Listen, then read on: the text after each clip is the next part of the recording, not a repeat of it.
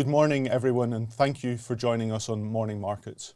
Before jumping into what was happening in asset markets yesterday, just a plug for our weekly podcast, which will be coming up later today, talking about the UK economy and the political process that's ongoing in the background. So just looking at asset markets really yesterday, three factors really to bring out: Italy and the political change that's there, potentially. Also looking at earnings from JP Morgan, and then talking about our favourite topic and the market's favourite topic, that of inflation and interest rates. So let's start there. Inflation and interest rates. Raj discussed yesterday the US inflation number, 9.1%. That caused some movement yesterday within bond markets, particularly starting to price in a more aggressive interest rate increase at the July meeting from the Federal Reserve. So the market had been expecting 0.75 increase. We then moved to price 100 basis points, so a 1% increase in interest rates, which would be quite a step change.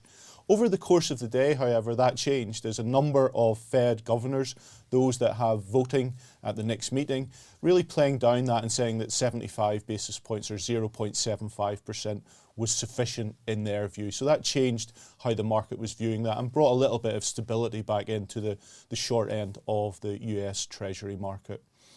Looking then at JP Morgan, the largest US bank, interesting data points there, speaking about the domestic economy and the strength that they're seeing there, both in terms of their consumer loans business, but also business loans. So both of those growing around 7% and 15% year on year.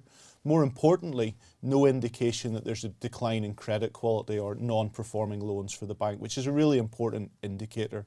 On the negative side, they have had to suspend their share buyback at this point in time, but that is because they're having to increase their capital, so increase the protection that the bank has for itself as it moves into a more difficult economic environment. So that's a positive, in my view, for the protection of the bank, but also the financial system as well, looking forward.